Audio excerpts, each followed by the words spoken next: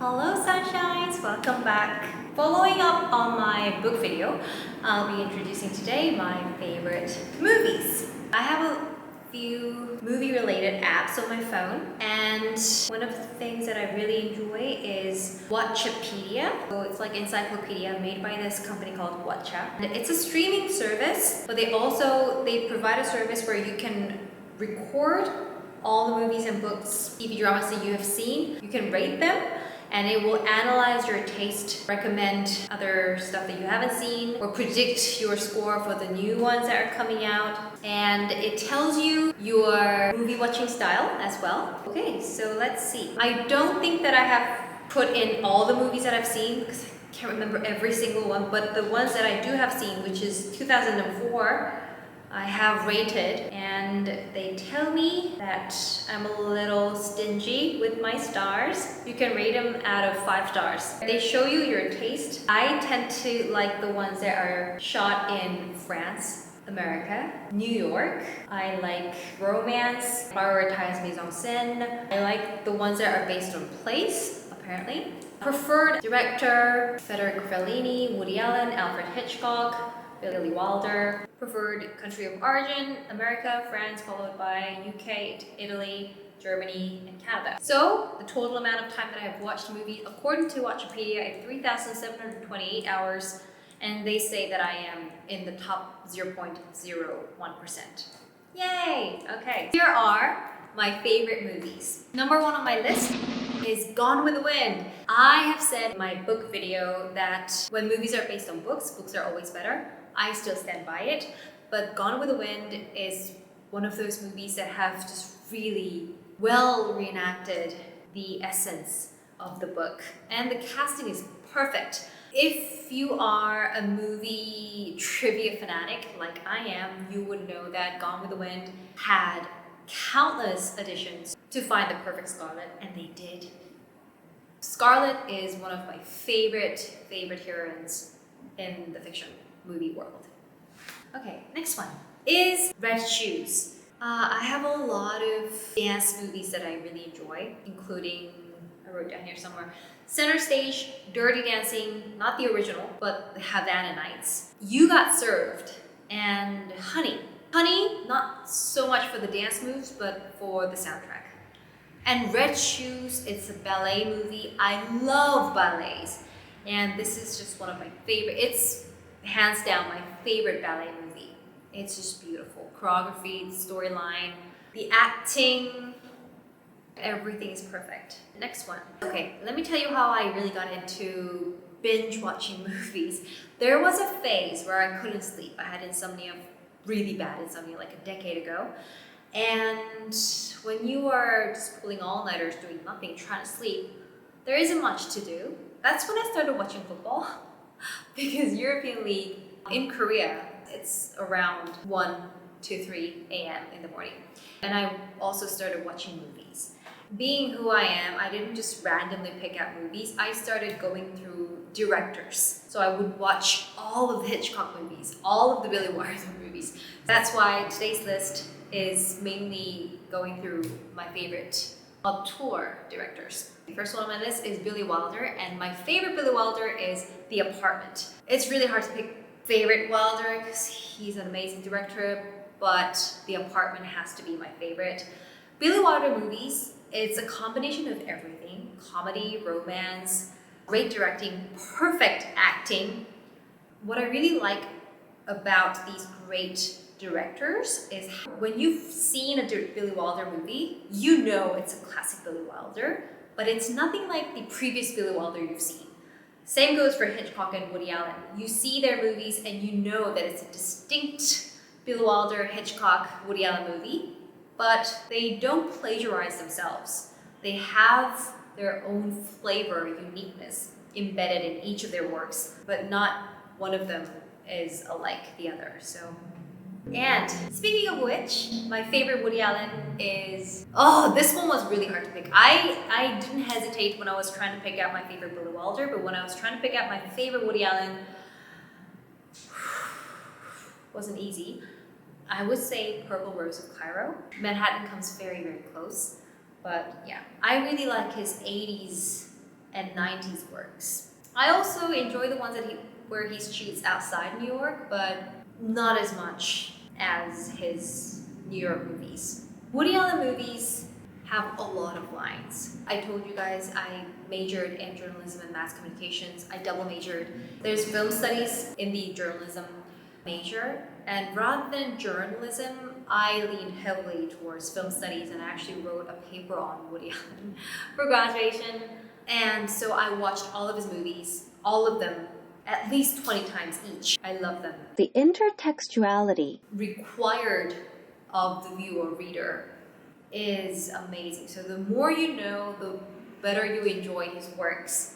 So he makes references to a lot of the classical films, books, pop culture, and if you know them, the references are really funny. Next one, Hitchcock. My favorite Hitchcock is Strangers on a Train. Oh, so good. I haven't seen one of his movies, and it's birds. I have a huge phobia. I am scared to death by birds, and I will never watch birds. No. Next one, Whiplash. Okay. To be honest, I really didn't get why La La Land was that big of a deal. It's a good movie. I enjoyed it. But I don't know. For me, Whiplash was a million times better. Damien Chazelle is a genius. Whiplash was just perfect. By the way, watch that movie in a cinema that was known for great acoustics. They had like Dolby surround sound system, and it was just perfect. It was perfect. And there's a scene in the movie where the main character gets into a car crash. He's trying to go to a competition and he's rushing to get there and he gets into a car crash. And I remember everyone in the cinema was just gasping and feeling sorry for him. And it surprised me because the minute the crash happened, I didn't say it out loud, but inside I was screaming, get up, pick up your sticks and run. You can still make it. I knew that was my nature, but it still surprised me that it would come instinctively. Like, people were surprised by the accident and they were feeling sorry for him and they were sad that he was not gonna make it. But the minute it happened, it was like a reflex. I was like, get up, pick up your sticks and run. You can still make it. You're gonna do it. And that's what he did. So I was happy that he made that run. And speaking of La La Land, I would recommend Les Demoiselles de Rochefort. It's a Jacques Demy movie. Damien Chazelle said that he was inspired by this movie for the opening scene of La La Land. When I was watching La La Land in the cinema and the first opening sequence came out, I was like, huh, that gives me the Demoiselle vibes, and that I was right. Next one on my list is Tarantino, Pulp Fiction. I was torn between The Reservoir Dogs and Kill Bill, but I went for Pulp Fiction because the movie is just so good. And Tarantino I'm not really good at watching all these cruel, bloody movies, but Tarantino is my limit. His movies, I'm okay with. I'm still waiting for Kill Bill 3. Next one is The Godfather. Yes, the first and the second one. I can't pick between the two. Definitely know that I'm not a fan of number 3, but The Godfather. No words necessary. Next one on my list is Clockwork Orange. I know that this is a very controversial movie. It's not recommended for minors, but Stanley Kubrick's genius comes off the best and the most through this film. And Malcolm McDowell is a genius. Next one is Martin Scorsese. It's not Raging Bull, I love it. It's not Taxi Driver, I also love it. Not Shutter Island, I love Shutter Island. It's a documentary. It's Shine a Light. It's the perfect music documentary. And the opening sequence I have watched over and over again. And watching recently on Netflix, Pretend It's a City, I realized that his way of making documentaries is just the way I like it. It's a minority choice going for his documentaries. There's an amazing list of films, but yeah, it's my choice. Next one, Fellini. I also had a very hard time picking out my favorite Fellini, but I knew that I had to go with La Strada. Broke my heart. I cried for days after watching this film. Did not expect it to be so sad. Fellini for me is Italian chic. Everything Italian cinema should be. It's sleek and chic, it's glamorous, it's just perfect. But La Strada takes the cake. Next one, Gene Kelly. I love everything Gene Kelly does. My favorite would have to be An American in Paris. All the Parisian fantasies Americans would have, Gene Kelly put it on screen. So go watch it if you haven't seen it. His dancing is on point. Don't know if Parisians will like it. They might say it's just too, I don't know, beautified, but it's as it should be. Oh, speaking of beautified Paris and inaccurate portrayal of Paris, I don't like Emily in Paris. Is that the title? Yeah. I've seen the teaser. I'm not gonna watch the series. I know they're making the second season. I'm not gonna see it. Next one is Luca Guadagnino, I Am Love. I really like all his films, but this one definitely is my favorite. I Am Love is a vibe. One of the locations for this movie is a beautiful villa in Milano. Last time I was in Milan, I went there. It's just perfect. Really recommend it to anybody planning a trip to Milan.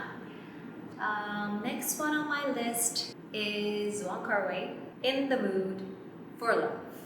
I love all the Wong Kar-wai films. Chungking Express is one of my favorites also, but In the Mood for Love is special. I'm really glad that I had seen the movie before I went to Hong Kong. Went to the exact same restaurant those two had steak dinner at, I think, in the traditional Chipao. And the last one is Vive sa vie by Godard. Okay, everything Godard does is absolutely beautiful, but this one has to be my favorite Godard, and Anna Karina is my fashion muse. She is the icon for me. Yeah, she's a fashion inspiration. My favorite scene would have to be the first scene where she's sitting at a bar of a cafe and the camera just zooms in to her shirt bob. Okay, a lot of runners up. Fight Club. I know I'm on the minority here when I say I am not a big fan of Social Network, but I do love Fincher movies in general, and Fight Club is my all-time favorite Fincher. I also have Funny Face on the list. Such an adorable movie. Went through a whole phase of cigarette pants after watching it. Inception and La Vita è Bella. Okay, so Benigni is also one of my favorite directors, and I did not expect this movie to be that sad. Oh, I cried my eyes out. I actually saw it before traveling Arezzo, where it was filmed, and my eyes were all puffed up the day after because I cried the whole night. The favorite, I love this movie. It's on the softer side of the director's. Okay, traffic jam outside apparently. Compared to other works by him, but acting was phenomenal. Don't really enjoy animations, but Wall-E was beautiful. Méliès, I also enjoyed. I should make another video about my favorite French films because I have a bunch of them. This would be a popular one that everybody could enjoy.